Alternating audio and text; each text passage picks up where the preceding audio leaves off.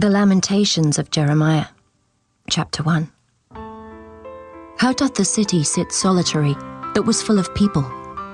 How is she become as a widow, she that was great among the nations, and princess among the provinces? How is she become tributary? She weepeth sore in the night, and her tears are on her cheeks. Among all her lovers she hath none to comfort her. All her friends have dealt treacherously with her. They are become her enemies. Judah is gone into captivity because of affliction, and because of great servitude. She dwelleth among the heathen, she findeth no rest. All her persecutors overtook her between the straits. The ways of Zion do mourn, because none come to the solemn feasts. All her gates are desolate, her priests sigh, her virgins are afflicted, and she is in bitterness. Her adversaries are the chief, her enemies prosper. For the Lord hath afflicted her for the multitude of her transgressions. Her children are gone into captivity before the enemy, and from the daughter of Zion all her beauty is departed. Her princes are become like harts that find no pasture, and they are gone without strength before the pursuer. Jerusalem remembered in the days of her affliction, and of her miseries, all her pleasant things that she had in the days of old, when her people fell into the hand of the enemy, and none did help her. The adversaries saw her, and did mock at her Sabbaths. Jerusalem hath grievously sinned, therefore she is removed. All that honoured her despise her, because they have seen her nakedness. Yea, she sigheth, and turneth backward. Her filthiness is in her skirts, she remembereth not her last end. Therefore she came down wonderfully, she had no comforter. O Lord, behold my affliction, for the enemy hath magnified himself. The adversary hath spread out his hand upon all her pleasant things. For she hath seen that the heathen entered into her sanctuary, whom thou didst command that they should not enter into thy congregation. All her people sigh, they seek bread. They have given their pleasant things for meat to relieve the soul. See, O Lord, and consider, for I am become vile. Is it nothing to you, all ye that pass by? Behold, and see if there be any sorrow like unto my sorrow, which is done unto me, wherewith the Lord hath afflicted me in the day of his fierce anger. From above hath he sent fire into my bones, and it prevaileth against them. He hath spread a net for my feet, he hath turned me back. He hath made me desolate and faint all the day. The yoke of my transgressions is bound by his hand. They are wreathed and come up upon my neck. He hath made my strength to fall.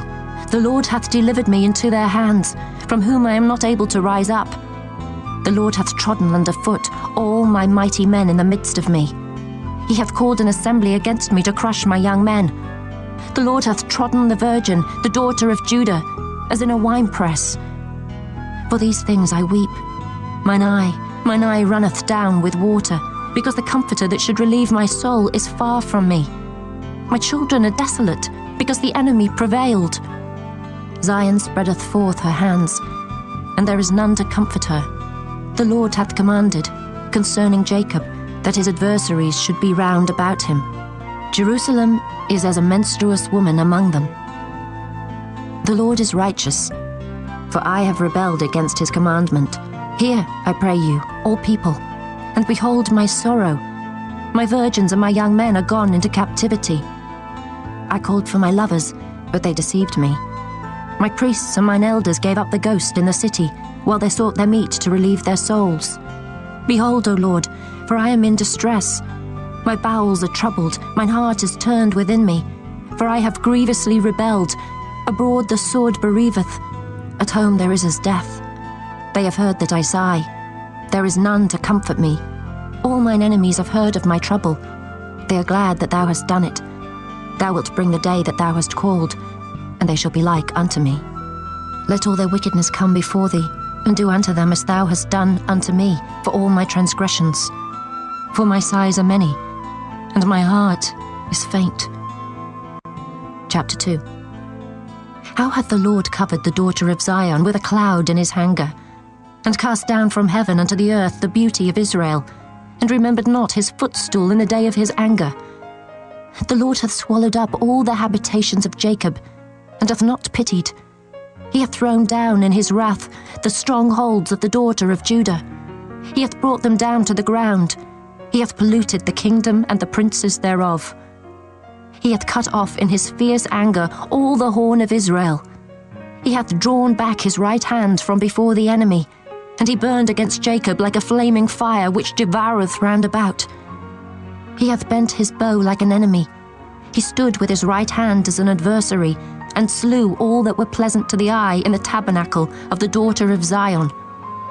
He poured out his fury like fire. The Lord was as an enemy. He hath swallowed up Israel. He hath swallowed up all her palaces. He hath destroyed his strongholds, and hath increased in the daughter of Judah mourning and lamentation.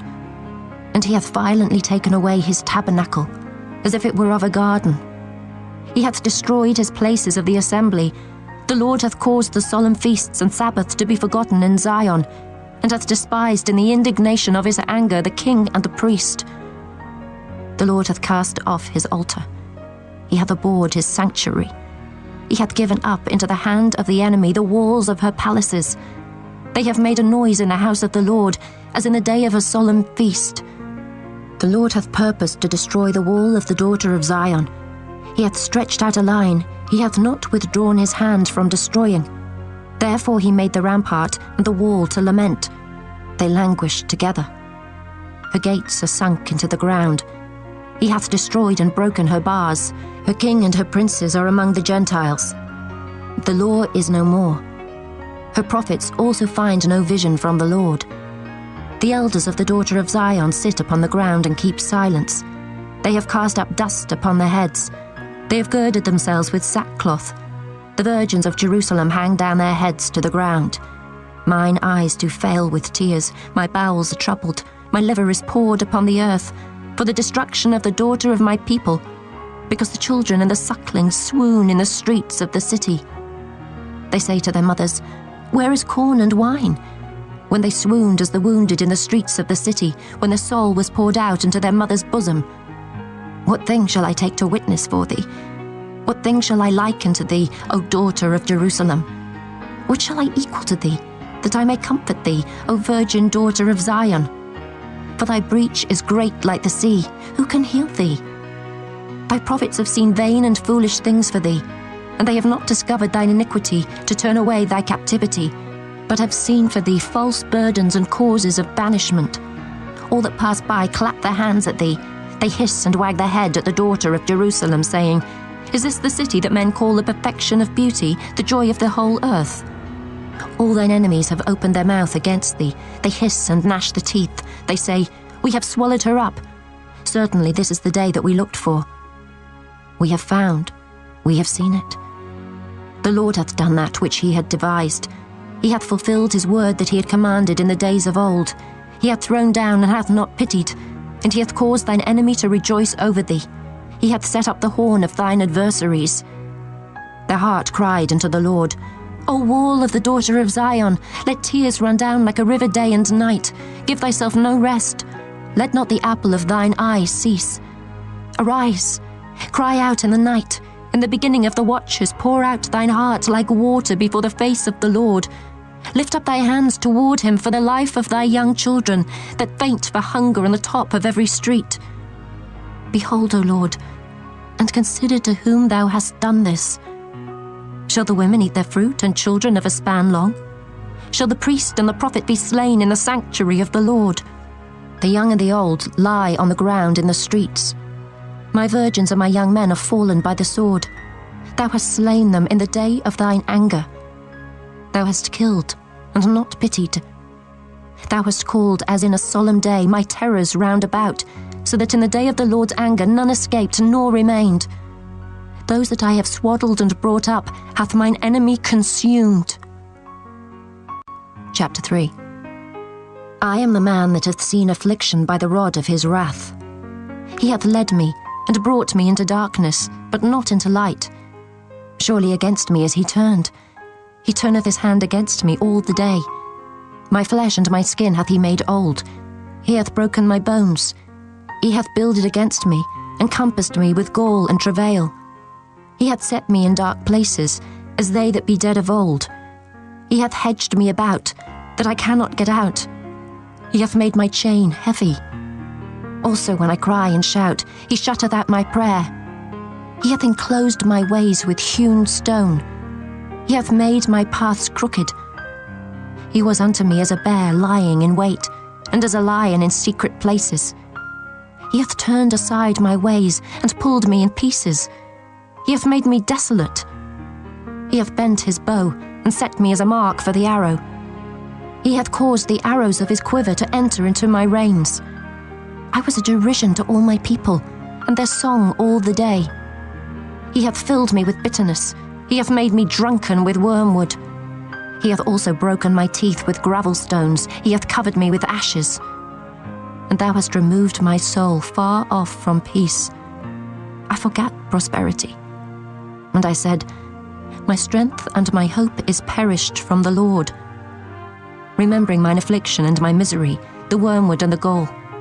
My soul hath them still in remembrance, and is humbled in me. This I recall to my mind, therefore have I hope. It is of the Lord's mercies that we are not consumed, because his compassions fail not. They are new every morning.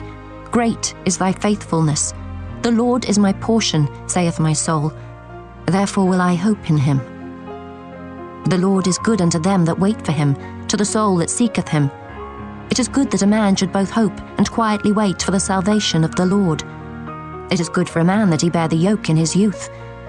He sitteth alone and keepeth silence, because he hath borne it upon him. He putteth his mouth in the dust. If so be there may be hope. He giveth his cheek to him that smiteth him. He is filled full with reproach. For the Lord will not cast off forever. But though he cause grief, yet will he have compassion according to the multitude of his mercies. For he doth not afflict willingly, nor grieve the children of men, to crush under his feet all the prisoners of the earth, to turn aside the right of a man before the face of the Most High, to subvert a man in his cause, the Lord approveth not. Who is he that saith, and it cometh to pass, when the Lord commandeth it not? Out of the mouth of the Most High proceedeth not evil and good? Wherefore doth a living man complain, a man for the punishment of his sins? Let us search and try our ways, and turn again to the Lord. Let us lift up our heart with our hands unto God in the heavens. We have transgressed and have rebelled. Thou hast not pardoned. Thou hast covered with anger and persecuted us. Thou hast slain. Thou hast not pitied. Thou hast covered thyself with a cloud, that our prayer should not pass through. Thou hast made us as the offscouring and refuse in the midst of the people. All our enemies have opened their mouths against us. Fear and a snare is come upon us, desolation and destruction.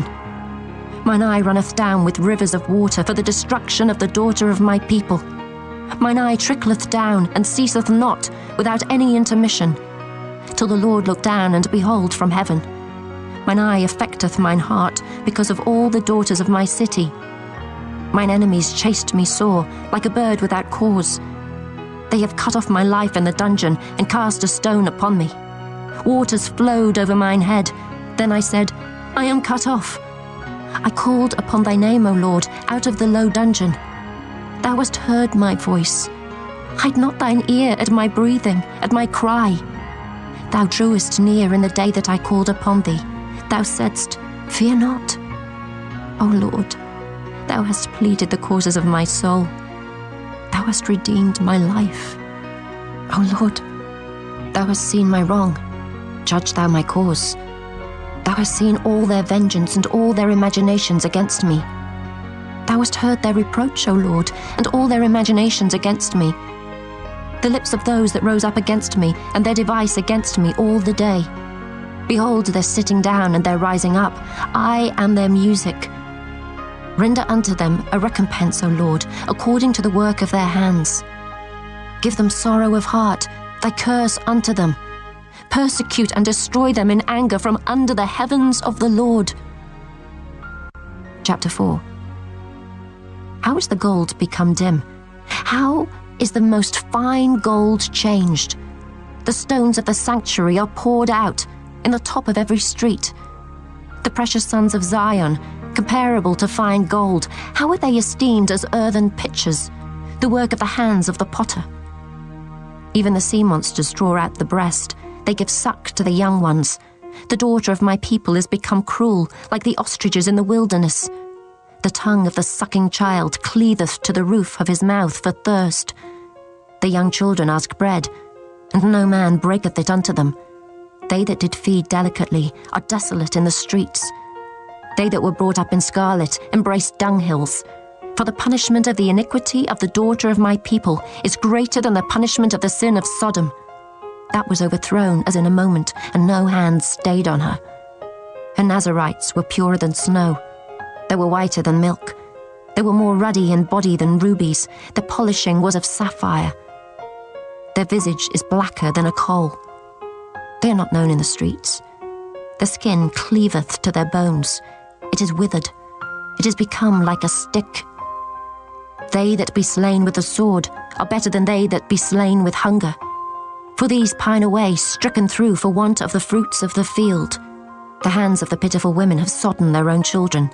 They were their meat in the destruction of the daughter of my people. The Lord hath accomplished his fury. He hath poured out his fierce anger, and hath kindled a fire in Zion, and it hath devoured the foundations thereof. The kings of the earth, and all the inhabitants of the world, would not have believed that the adversary and the enemy should have entered into the gates of Jerusalem. For the sins of her prophets, and the iniquities of her priests, that have shed the blood of the just in the midst of her, they have wandered as blind men in the streets. They have polluted themselves with blood, so that men could not touch their garments. They cried unto them, Depart ye, it is unclean. Depart, depart, touch not. When they fled away and wandered, they said among the heathen, They shall no more sojourn there. The anger of the Lord hath divided them. He will no more regard them. They respected not the persons of the priests. They favoured not the elders. As for us, our eyes as yet failed for our vain help. In our watching we have watched for a nation that could not save us. They hunt our steps, though we cannot go in our streets. Our end is near. Our days are fulfilled, for our end is come. Our persecutors are swifter than the eagles of the heaven. They pursued us upon the mountains. They laid wait for us in the wilderness. The breath of our nostrils, the anointed of the Lord, was taken in their pits, of whom we said, Under his shadow we shall live among the heathen.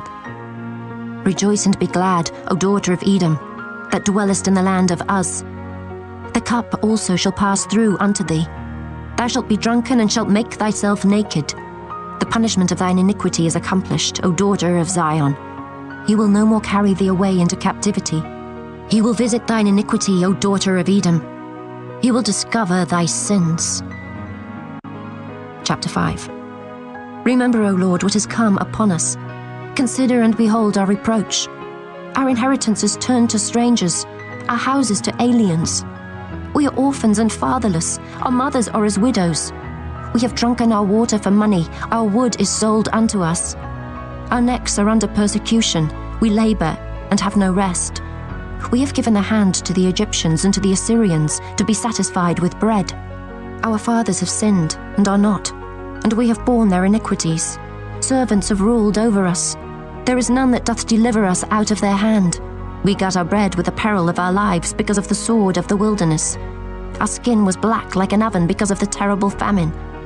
They ravished the women in Zion and the maids in the cities of Judah. Princes are hanged up by their hand. The faces of elders were not honoured. They took the young men to grind, and the children fell under the wood. The elders have ceased from the gate, the young men from their music. The joy of our heart is ceased. Our dance is turned into mourning. The crown is fallen from our head. Woe unto us that we have sinned. For this our heart is faint. For these things our eyes are dim. Because of the mountain of Zion, which is desolate, the foxes walk upon it. Thou, O Lord, remainest forever, thy throne from generation to generation. Wherefore dost thou forget us forever, and forsake us so long time? Turn thou us unto thee, O Lord, and we shall be turned. Renew our days as of old. But thou hast utterly rejected us. Thou art very wroth against us.